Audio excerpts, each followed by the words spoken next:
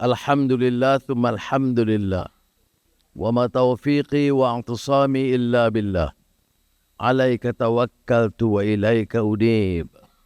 Alhamdulillahil qail. Wa man ahsanu qawlan mimman da'a ila Allah wa amila salihan wa qala innani minal muslimin. Usalli wa sallimu ala rasulihil karim wa ala alihi wa sahbihi ajma'in. Yang saya muliakan tuan-tuan guru, semalam saya disambut meriah oleh Tuan Guru Syekh Wazir, Syekh Awang Al-Makki, Pusat Pengajian Pondok Kandis, dan Baba Ghazali ada, Syekh Jamil Sadaqi, Baba Abdul Rahman. Kalau saya maupun izin depan tutup guru yang ramai ni, kalau boleh saya kecek sikit. Boleh? Ya, ada adab ni bila saya tutup guru. Yang kita ni murid, jangan cakap banyak. Jadi saya akan pendekkan.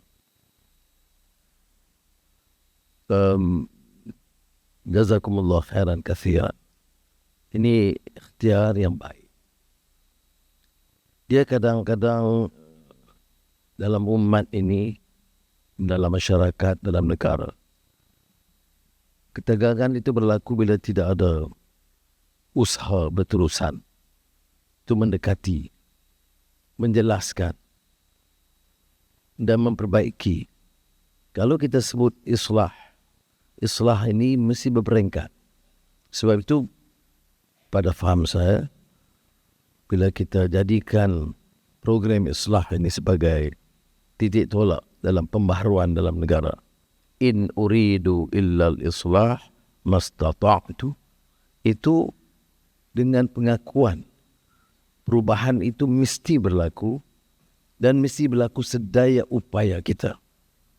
Semalam di pondok Tuan Guru Syekh Wazir, saya terkenang seorang alim sarjana terkemuka Sudan yang baru meninggal dunia sekitar beberapa bulan yang lalu, Syekh Ja'far Syekh Idris. Saya masih ingat dalam pertemuan dan ulasan beliau tentang pembaharuan yang mesti terus berlaku. Dia tidak boleh berlaku mendadak. Dia akan mengakibatkan kecamuknya masyarakat. Tetapi berlaku dengan bijaksana, dengan tegas, dengan hikmah, dengan berperingkat. Yang beliau mengutip pada masa itu dari kupasan Asy-Syatibi dalam Mawafaqat tentang dialog Abdul Malik dan ayahnya Khalifah Umar Abdul Aziz. Mesti ada perubahan. Mesti bawa ketinggian Islam. Kerana tidak ada hujjah lain dari keyakinan kita al-Islamu ya'lu wa la yu'ala alaih. Tapi mesti ada kebijaksanaan. Mesti faham ada keterbatasan. Maka Khalifah Umar bin Aziz, orang yang warak, yang punya kepribadian tinggi, yang dianggap Umar Thani dan Khalifah seolah yang kelima kalau dalam tutur keutamaan aulawiyat kita. Dia sebut la taj'al ya bunayya. Memang kita boleh jadikan ini alasan untuk melengah-lengahkan. Ada orang yang tidak mau buat apa-apa, jadi dia sebut jangan gopoh. Dia tidak buat apa-apa.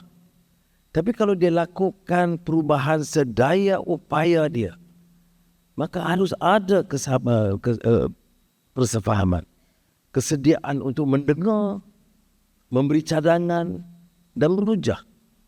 Seperti majlis ini, tuan-tuan guru pondok ini bukan calang-calang, bukan baru 1-2 tahun, puluhan tahun kerja dalam keadaan yang sangat sukar. Jadi kita harus mendengar.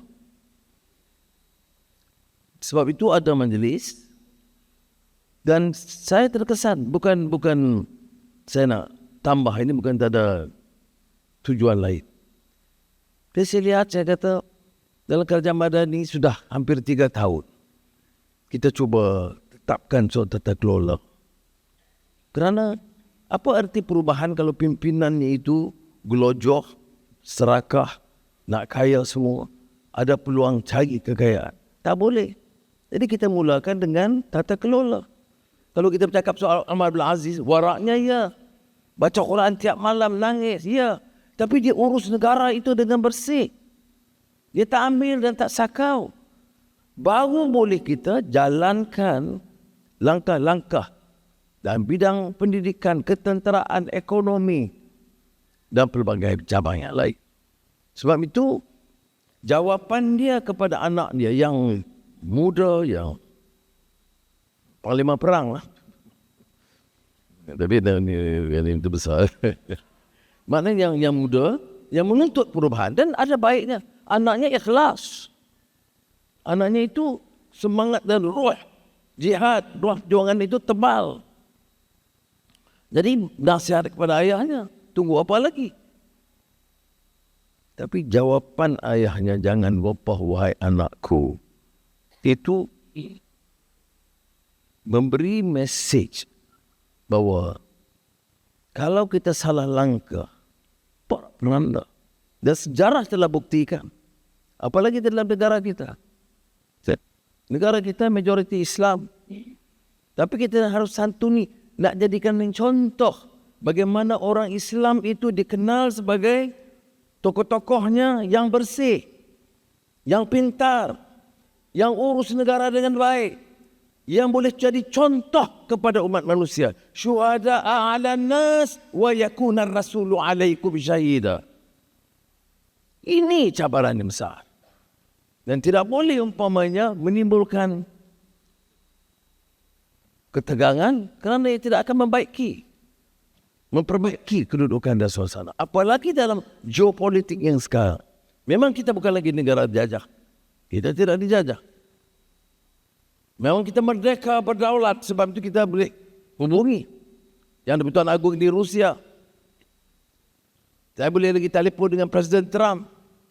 Kita masih lebih baik. Semalam, 2 hari yang lalu, Menteri Ketenteraan Cina datang. Kita bebas. Tapi tidak bermakna kita boleh bertindak secara bebas mutlak, terpisah daripada pertimbangan kekacauan dan kebelodahan. Ini yang saya nak tegaskan supaya jangan ada pemikiran bahawa tidak ada kesungguhan dalam kita melakukan. Kita bicara banyak balik pada soal sekolah pondok. Di mana-mana sejak dulu, sejak zaman abim saya. Saya ingat sebab dia di Pakistan masa itu. Syarah saya nukil pendapat Dr. Muhammad Nasir, seorang pemimpin masyumi Muslim di Indonesia yang kemudian jadi Perdana Menteri. Dia pergi ke pesantren, di sana dia panggil pesantren, di sini panggil pondok. Dia kata kita harus buat sesuatu, angkat semula martabat pesantren ini. Kerana dia kata dalam keadaan Indonesia itu dijajah oleh Belanda, habis terlingkup seluruh sistemnya. Pemimpin-pemimpin, keraton-keraton, ini Istana Jogja, semua menyerah. Sehingga akan timbul seorang pemikir pada masa itu, nama dia Ronggo Warsito. Apa dia kata? Ini dah jadi zaman edan. Orang Jawa sebut edan ni gila. Sebab kita sebagai orang Islam tapi tunduk kepada sistem yang asing. Jiwa, pemikiran, pendidikan, ekonomi, tidak ada yang Islam, tidak ada yang asli. Semuanya terperangkap dalam penjajahan. Jadi penjajahan itu bukan ada gubernur Inggris, bukan gubernur Belanda atau Itali atau Perancis, tetapi penjajahan seluruhnya itu dikawal. Cakap soal pendidikan, siapa percaya kepada turaf? Tak ada masuk dalam tajuk pendidikan turaf. Tidak ada keinginan untuk bawa Islam. Kamu solat sendiri. Tidak boleh dimasukkan dalam kurikulum. Stanford Raffles yang kemudian diikuti oleh Winstead dan sebagainya di Tanah Melayu. Dia tulis notes on the establishment of a Malay college in Malaysia. Malay school maknanya. Dia tulis semasa dia jadi gubernur di Singapura. Nota untuk menubuhkan sekolah.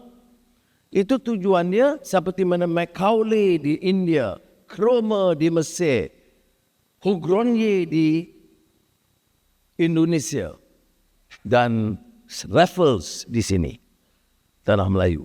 Apa dia kata? Sama pemikirannya. Lord Cromer, Mesir. Lord Macaulay, India. Ini bukan kecil. Maknanya melibatkan ratusan juta umat. Apa katanya? Bagi mereka pendidikan, supaya warna kulit kekal gelap atau sawo matang atau kelabu. Ada macam dia yang gelap sikit tu ada. Yang cerah sikit pun ada. Tetapi darah yang mengalir itu tetap darah dan jiwa Inggris dan Barat. Mereka merancang. Kita berbalah. Mereka merancang dengan teliti dalam bidang pendidikan. Apa dia? 1, 2, 3. Sebab itu kita juga harus merancang lawannya. Tapi yang penting saya nak sebut di sini, seluruh sistem itu tertewas. Yang ada, menurut Muhammad Natsir, satu-satunya benteng, tembok atau apa? Benteng, tembok, Menteri Pendidikan? Markas. Tembok lain, tembok. Tembok juga lah, tembok, benteng, pagar, kubu. Menteri Pendidikan melambat jawab. Kubu. Salah satu kubu pertahanan. Ingat, bukan nama nak puji. Ada.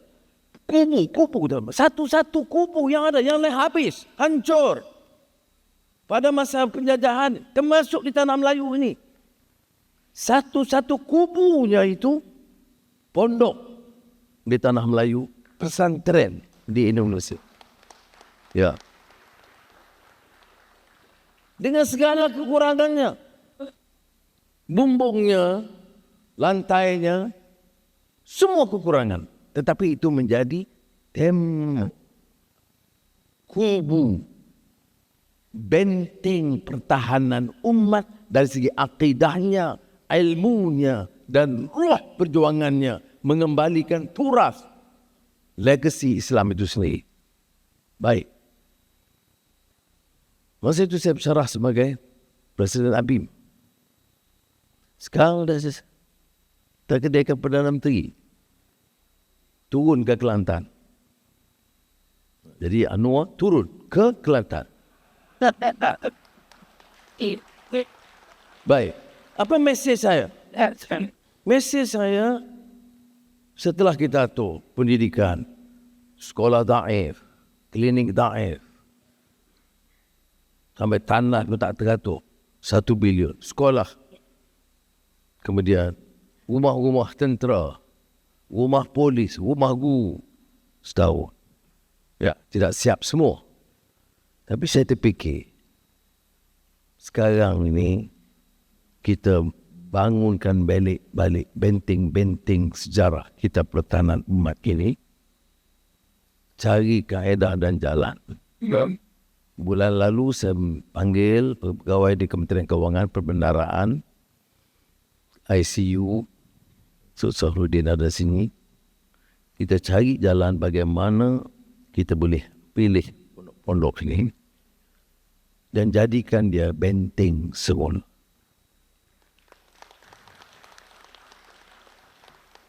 Barulah madani dalam arti kata sebenar. Dulu benteng melawan penjajah. Sekarang banting melawan pengaruh-pengaruh yang sekular untuk merosakkan dan menyediakan anak-anak kita menghadapi tantangan zaman. Dengan kekuatan dia, sama ada Mahat Hafiz jadi hufaz. Sebab itu umpamanya Majlis Tibet Negara yang dipengurusikan oleh Datuk Seri Zahid Timbalan Perdana Menteri 1, ada satu rancangan khusus. Ini baru kita buat saja dalam 2 tahun yang lalu. Anak-anak jadi hufaz yang mana layak, ambil dia masuk Tibet, bagi dia khusus. Dan sekarang ada yang jadi melalui proses ini, pilot, masuk universiti. Jadi dia tidak tinggal turaf, dia hufaz, tetapi dia juga dapat memenuhi keperluan semasa. Menjadi pendidik, menjadi engineer, menjadi doktor, menjadi apa saja. Sebab itu dalam pertemuan saya dengan tuan-tuan guru di pondok di Kuala Lumpur dan di Shah Alam, saya kata kita kena isi. Langkah pertama, baiki. Langkah kedua, mengisi dengan apa yang kita anggap ilmu-ilmu baru. Macam Syekh Wazir sebut semalam, memang ikut STEM, memang ikut SPM. Ya. Jadi kita nak tentukan supaya kaedah tradisional, baca kita getap, kita tak mengganggu. Ada orang anggap, ini nak ubah. Tak ubah. Saya bukan mahir, saya bukan tuan guru. Nak tentukan kitab ni, kena baca kitab ni Imam Nawawi punya, baca Kimia As-Sa'adah ke, Imam Al-Ghazali ke, Munyatul Musalli. Itu kerja tuan guru. Yang boleh campur sikit ialah anak-anak ni kalau dia nak pintar, penguasaan bahasa dia mesti baik. Kalau perlu selain pada bahasa Arab, bahasa Inggeris, bagi dia bahasa Inggeris. Kalau perlu dia komputer, sediakan pelajaran komputer. Dan sekarang digital, new technology, AI. Sebab apa saya kata AI? Kalau guru-guru pondok tak menguasai teknologi baru dan AI, kita kalah. Sebab ini serangan baru. Serangan dulu penjajahan, sekarang dulu pemikiran. AI ni artificial intelligence, kalau kita tidak kuasai, orang lain kuasai. Anak-anak kita akan ambil AI. Dan dia ambil AI berdasarkan kerangka Amerika Syarikat, kerangka Perancis. Bagaimana kita nak boleh ubah pendekatan AI ini? Dengan anak-anak ada ketahanan jiwa, kefahaman Islam, kecerdasan dia, kebijaksanaan. Dia tahu apa yang dibuat di sana dan dia siapkan kerangka, algoritma, apps baru. Tetapi bedanya apa? AI itu AI juga. Tapi beza yang menggunakan itu macam AI tadi saya tengok. Najwa ATM, Tania. Dia boleh AI, dia boleh tengok ayat, tafsirnya. Tapi AI ini bukan jawapan sepenuhnya. Yang isi itu yang jawab. Baru ini Muslim Council of Britain, tak saya bahas kita apalah, malu dia kesian. Dia bawa AI bagi ayat yang mengenai apa isu ke satu. Ada AI keluarkan ayat dengan terjemahan, dia pun sebarkan. Rupanya bukan ayat Quran sepenuhnya. Sebab itu, walaupun kita tahu AI, kita mesti menguasai Al-Quran. Jangan serah kepada AI jawab. Ini yang jadi satu yang sangat memalukan Muslim Council Britain. Kita sebab satu dunia dan silap, bukan ayat Quran. Jadi kita waspada. Bagaimana boleh kita jawab kalau kita tidak latih anak-anak kita? Sebab itulah saya katakan, apa bezanya? Saya jumpa tokoh nombor 1 Microsoft, Google, Infineon, Nvidia. Saya jumpa. Saya dengar. Saya tanya. Jawapan saudara dengan jawapan kami kadang-kadang beza. Ya, kalau 2 campur 2 memang 4 lah. Tapi kalau ditanyakan apakah cara dan kaedah terbaik untuk kita susun ataupun hidupkan suasana rumah tangga, dia jawab ikut dia. Maka sebab itu anak-anak kita belajar AI dan belajar supaya dapat menguasai ilmu itu, dilatih supaya menyertai teknologi itu dan mengisi. AI ini macam komputer, dia muntah keluar apa yang kita masukkan, tapi dia pandai, dia kumpul semua. Tapi kalau yang masukkan itu tak ada Al-Quran, tidak ada hadis, tidak ada nilai, dia muntah tanpa nilai Quran dan nilai hadis. Sebab itu saya dah sebut kepada guru-guru pondok, tuan-tuan guru, ini pendekatan kita, maknanya pondok kekal dengan turaf dia, kekal dengan pengajian dia, tetapi tambah dengan tuntutan baru. Dan insya-Allah saya akan rencanakan Menteri Pendidikan Tinggi ada, Menteri Pendidikan, ICU dan Kementerian Keuangan untuk bincang semula dan bantu. Ini rencana kita. Sebab kita dah cakap lah sebenting. Tapi benting, kau tanya saya jawab jujur, benting ni masih berperanan tapi belum cukup kuat. Kerana cabarannya lain. Cabaran baru. Dan kita kena bina kekuatan. Kalau orang tanya saya, Anwar, apa keutamaan? Ya, saya tak kira lah, memang apa pun dalam politik ni simpang siur itu biasa. Tetapi kalau tanya saya apa yang harus saya buat? Saya kata saya mau negara ini pertamanya. Saya bukan muda lagi. Umur saya sebaya dengan Syekh Wazir. Cuma dia Syekh kepada semua wazir. Saya wazir.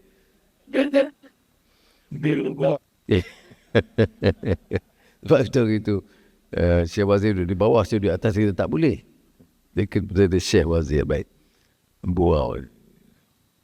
Baik. Tapi balik pada soal ini, saya sebut. Kau tanya saya apa dia?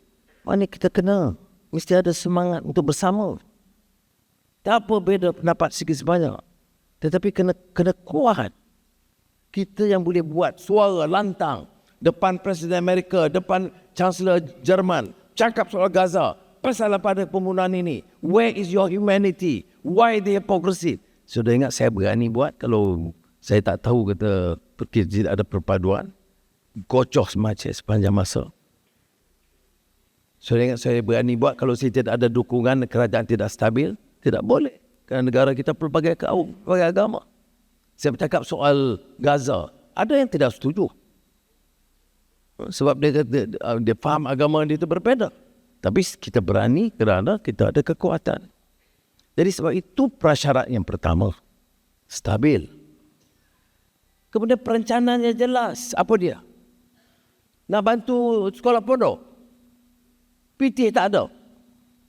Jadi soal ekonomi ini penting. Orang Malaysia dia pergi sana, pergi sini, ya cari pelaburan, kena cari. Dalam negara dia tak cukup. Kerana kalau negara tidak ada kekuatan keuangan, tidak dapat kita selesaikan banyak masalah. Sebab itu, economic fundamentals, keutamaan dalam bidang ekonomi itu perlu kita bagi penekanan. Bila ada ini, sekarang kita siap. Baik, ada sikit dana. Apa dia? Pendidikan. Ini di maudhu' yang dibincang nanti, iaitu bagaimana islah, reform dalam bidang pendidikan. Kalau di sekolah, mendengar apa yang patut kita buat lagi. Tolong bagi pandangan. Di universiti, apa lagi yang patut kita ubah? Apa yang patut kita sesuaikan? Tolong bagi nasihat. Kemudian, apa lagi yang kita harus lakukan di sekolah-sekolah pondok? Itu kita harus lakukan. Ya. Nah, ini yang tahap yang kita sampai sekarang. Dengan menjadi tahun ketiga, kita ada marhalah saat ini. Ya. Jadi ini yang kita akan tumpu, bagaimana kita tingkatkan mutu, bukan sekadar kemudahan, tapi mutu pendidikan, termasuk pendidikan Islam di pondok-pondok atau pesantren, kalau dari istilah Indonesia. Dan sekali lagi saya sebut, kita harus terus maju ke depan. Ya, kita syukur alhamdulillah. Ya, Malaysia itu dapat perhatian. Selesai, orang tanya selesai masalah, bukan selesai tapi hampir selesai. Mudah-mudahan dapat bertahan Kemboja dan Thailand. Ini dalam sejarah kita dapat pengiktirafan. Kalau baca majalah antarabangsa, berita antarabangsa, semua beri tumpuan ke situ. Alhamdulillah. Tapi ada lagi masalah-masalah. Mudah-mudahan kita boleh mengorak untuk selesaikan lain-lain salah. Tapi syaratnya kita haruslah ada persamaan, muafakat dan baik. Sebab itulah akhirul kalam, saya nak terima kasihlah kepada Datuk Ustaz Nasaruddin, Menteri Besar yang bagi kerjasama penuh. Bukan saja majlis ini, tapi dalam program saya. Begitu juga kepada Mujahid. Saya tak berrapat dengan dia, saya berrapat dengan ayah dia. Ya. Dia boleh agak umur saya. Jadi, dan semua, ya, Yadim dan Mike dan Jakim dan semua.